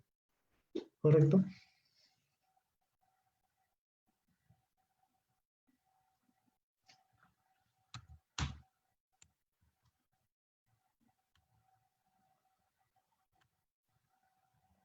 ¿Qué más? Puntos importantes a tener en cuenta, que ojo, la ampliación de plazo excepcional, por si acaso, prevé gastos generales, costos directos, y ojo, el reconocimiento de costos que implica implementar las medidas para prevención y control frente a la propagación del COVID-19 dispuestas por los sectores competentes. En este caso hay que cuantificar. ¿Cómo vamos a cuantificar estos gastos generales y costos directos? Primero, en base a la oferta. Y debe cuantificarse estos costos directos cuando corresponda y gastos generales variables que se hayan incurrido o que se hayan devengado durante el periodo en que la obra se encontró paralizada debido a la declaratoria de emergencia nacional o que sean consecuencia de esta. Los costos por elaboración de documentos, ojo, hay que cuantificar esto también, ¿no? Estos 4 puntos hay que cuantificar. Los costos por la elaboración de documentos exigidos por los sectores competentes para la prevención y control de COVID. Hay que hacer planes, hay que presentar protocolos, hay que presentar diferentes documentos. La elaboración de estos documentos tiene un costo. Y mira, ya la norma me está diciendo que debo cuantificarlos, ¿correcto? Y además tengo que cuantificar las adecuaciones y adaptaciones de los ambientes de trabajo en caso que sean necesarios.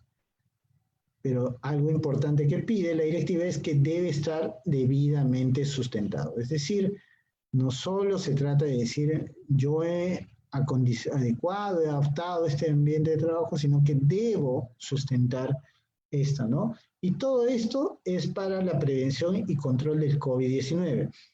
Los costos directos cuando corresponde y los gastos generales en los que se incurrirá por la removilización del personal y equipos debidamente sustentados. Es decir, hay que removilizar al personal y equipos y esto va a generar costos directos. Estos también hay que cuantificarlos. Y ojo, para el pago, no para el pago hay que sustentar mediante facturas, boletas de pago u otros documentos que permitan acreditar fehacientemente que hemos incurrido en aquello. Eso, por favor, tengan en consideración y no olviden. Una vez cumplidos los requisitos previstos en las normas sectoriales, no se olviden, hay que cumplir los requisitos establecidos o previstos en las normas sectoriales para la reanudación de actividades, contando con la aprobación de la solicitud de plazo excepcional, el contrato se tiene por modificado. Y el ejecutor de obra deberá efectuar las actividades de removilización y adecuaciones o adaptaciones de los ambientes de trabajo que sean necesarios, a efectos de proceder con la ejecución de la obra. En cuanto a la supervisión, tenemos que tener en claro, uno, que ampliado el plazo excepcional del contrato de ejecución de obra, también se amplía el plazo de ejecución del contrato de supervisión. Ojo, el supervisor puede solicitar reconocimiento y pago de gastos generales y los costos debidamente acreditados por la implementación de medidas de prevención y control del COVID-19 dispuestas para su actividad por el sector competente y que resulten aplicables al contrato. Acá el plazo le da un plazo de 10 días, calendario, en que tiene que presentar a la entidad de forma física o virtual la cuantificación de estos gastos y acreditarlos también, ¿no? Hay que presentarlos y hay que acreditarlos. Y la entidad tiene también, en un plazo no mayor de días, tiene que notificarles su pronunciamiento. Ojo, tanto en el caso de estos mayores gastos y estas ampliaciones se puede dar dos situaciones, ¿no? La entidad acepta o no está en su pronunciamiento, de repente dice que no está de acuerdo, ¿no? La directiva nos dice que si no está de acuerdo y me determina las condiciones en que la entidad cree que hay que ejecutar, hay que cuantificar y ejecutar, hay que aceptarlas, lo cual no enerva que yo posteriormente pueda realizar pueda llevarlo a controversia correspondiente y lograr la cuantificación adecuada que yo requiero, ¿no? Otras medidas post-COVID, eh,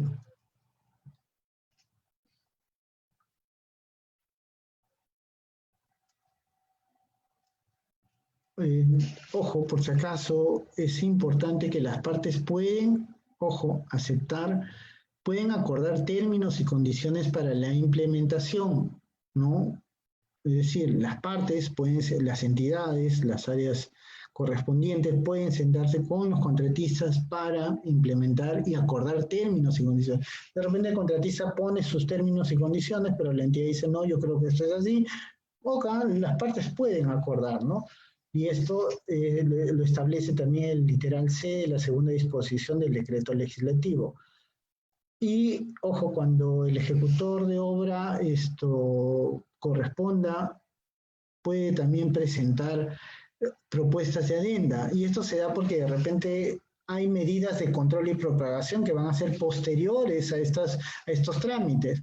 De repente aparece una medida de control o propagación nueva, justo se aprobó todo, ya se aprobó el presupuesto, arrancamos, estamos a medio camino y aparece una nueva norma y una nueva medida. Ok, está bien. Esto básicamente permite que el ejecutor de obra lo presente al supervisor y el supervisor lo traslade a la entidad para la elaboración de la adenda correspondiente. ¿Qué más? Las valorizaciones, el plazo máximo de aprobación por el inspector o supervisor y su remisión a la entidad. Eso siempre también es un tema. Por si acaso, las valorizaciones nunca las traslada, nunca las presenta el contratista a la entidad. Las valorizaciones las presenta y las remite a la entidad del supervisor en un plazo máximo de 5 días contados a partir del primer día del mes siguiente a la valorización. Y debe ser cancelada en la fecha no posterior al último día de ese mes. Como puntos finales, y ya siendo las 8:11, temas de reflexión, creo que esta pandemia ha puesto en evidencia una serie de deficiencias que tenemos en la planificación, en el respeto de derechos humanos, en la adecuada formulación de los proyectos de inversión. Ahora las entidades deben hacer reingeniería con todo lo que tenían planificado en su POI, deben determinar qué es lo que necesitamos para operar básicamente. Ya salió la norma en que las entidades pueden comenzar a operar al 40% de su capacidad y se pide también, las normas están pidiendo que básicamente la mayoría de los trámites se realicen de forma virtual. Es importante generar documentos de gestión, directivas, lineamientos, manuales, formatos necesarios para que los administradores de contrato realicen un adecuado control del cumplimiento de las obligaciones contractuales, implementar mecanismos de control en calidad de documentos, es lo que hemos estado señalando casi durante la sesión, y básicamente no hay que asignarle a una sola persona el control de ejecución contractual, otorgamiento de conformidad o requerimiento de pago. Hay que segregar las funciones y hacer que esta segregación sea efectiva y logre la calidad en la ejecución de las obras públicas. Básicamente cierro esto, muy agradecido con el capítulo, creo que acá pasamos a preguntas. No olviden que en obras públicas solo hay un resultado, que es culminarlas. Las obras públicas, una gestión tiene que culminar sus obras. Y yo la verdad he tenido experiencias que con o sin contratista debo culminar la obra, porque de aquello depende la vida de muchas personas y sus derechos humanos. ¿Correcto? Paso creo ya a la sesión de preguntas, ¿no? Y en todo caso, ahí están Sí, de nuevo, doctor. ¿no? Dice ingeniero, dígame. Tendríamos preguntas. Genial. La primera pregunta es, casi parcialmente ha tratado el tema respecto al reinicio de las obras. Obras por administración directa que tienen un acto resolutivo en ejecución. Y exactamente cuando ocurre la pandemia, según el expediente técnico, ¿tendrá que ser reformulado? Se pregunta.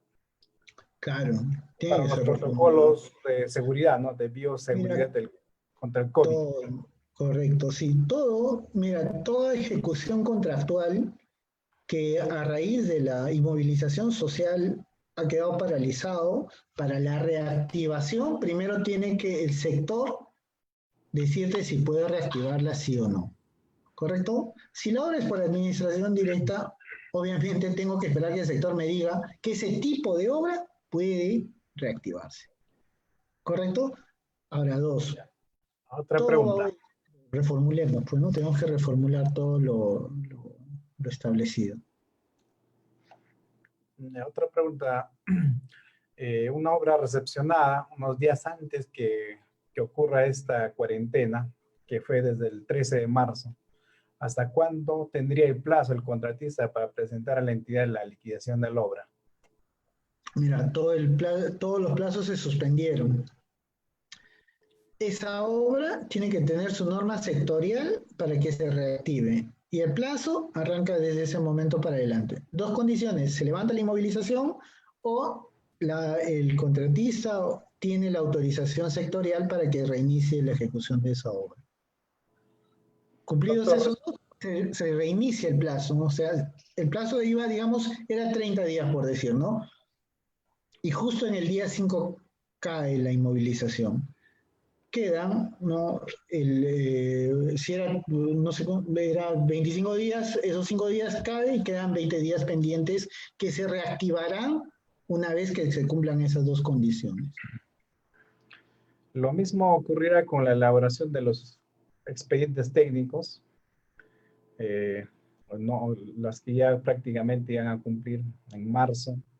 Si el Igual, 13 era lo igual, mismo, debe ser el mismo tratamiento. La igual el pregunta. mismo tratamiento, pero ojo, ahí yo creo que también hay que usar la discrecionalidad, porque no podemos esperar que todo esté normado. Si vía correo electrónico ya el consultor puede ir enviando partes del expediente técnico para que el área lo vaya revisando y viendo, excelente, ¿no? Sería bueno, ¿no? Hay que ver las condiciones, ¿no? Yo creo que la reactivación es para la ejecución física de las obras, ¿no? Que es lo más difícil porque requiere movilización, requiere personas. El expediente técnico, según el tipo de expediente técnico, el tipo de trabajos que se requiera realizar. Si el trabajo de campo ya lo realicé, ya no estoy en trabajo de gabinete, bueno, puedo adelantarnos. Las partes es necesario que conversen y generen congruencia en la realización de sus actos, ¿no? Otra pregunta por aquí del Face. ¿Por qué un requerimiento no debe tener un marco legal?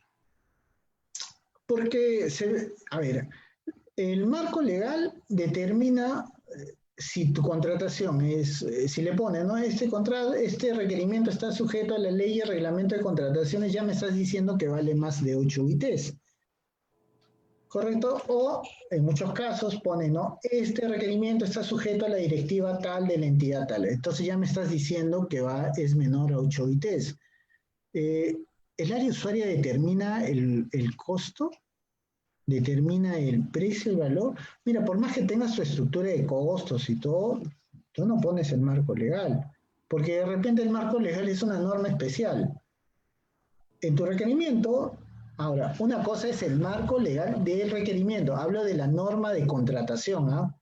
No estoy hablando de la especificación técnica, que sí tiene que tener los marcos legales sectoriales correspondientes.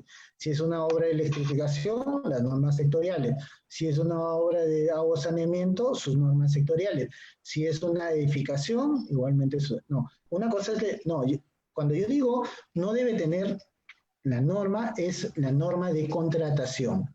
¿Correcto? A eso me estaba refiriendo. De repente si no quedó claro. Mira, por aquí hay otra pregunta. Eh, una mala composición del comité de selección es un ejemplo. En una obra piden que se tenga dos con conocimiento técnico y se evidencia que solo hay uno con conocimiento técnico. ¿Vendría a ser un vicio de nulidad o causante? Mm, A ver, no, yo creo que no. Dependiendo en qué etapa estamos, ¿no? Si estamos en pleno proceso de selección, puedo observar eso, sí puedo observar. ¿Correcto? Ahora, va a ser determinante el tipo de obra que se contrata. Correcto, pero que sea nulidad, mira, la ley no me la ley lo que me dice es que uno tiene que ser del órgano encargado de contratación. En el caso de ingeniería me pide que sea uno, ¿no? Pero si me pide dos, que tengan conocimiento, habría que sustentar y evidenciar eso, ¿no? La verdad requiere de evidenciar. Si yo demuestro y sustento el motivo, pues bueno, ese miembro de repente no podrá, los otros miembros podrán objetar, pero acuérdense que las decisiones se toman por mayoría, ¿no? Es decir, en un comité dos pueden decidir y uno puede abstenerse, ¿no? Yo recomendaría ahí que el que no cumple la condición se abstenga y ponga eso, ¿no? Y no anule los actos, ¿no? Todo depende del caso, ¿ah? Esos son casos muy puntuales y hay que verificar, ¿no? Qué tipo de proceso, qué es concurso oferta, ¿no? Llave en mano, hay que verificar esos detalles, ¿no? Pero hay que tener la evidencia y según eso hay que determinarlo, ¿no? Mira, por aquí hay una pregunta un poquito larga. La pregunta dice, en el caso de la obra, o de una obra, en la oferta económico, el monto de gastos generales respecto a utilidad debe ser concordante con el expediente técnico. O sea, si en el expediente técnico, en el presupuesto de la obra, se indica que la utilidad es 5%, la oferta debe ser igual al 5% en relación al costo directo de la oferta. No, no necesariamente, ¿ah?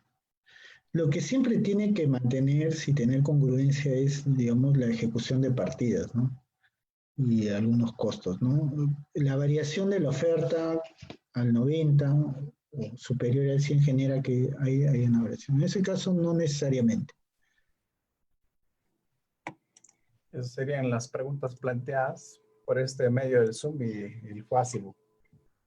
Dice ingeniero. En todo caso, muy agradecido al capítulo. Espero todo el material, esto ya las diapositivas las he enviado, el material las estoy enviando, las normas y todo lo demás. He tratado de condensar la mayoría. Miren, me están saliendo una serie de normas detalladas, normas, lineamientos, protocolos.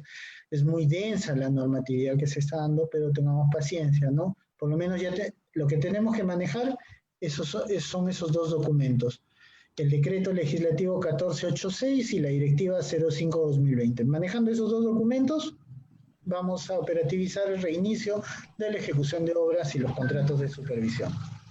Lice ingeniero, quedo con todos ustedes, muy agradecido. Buenas noches.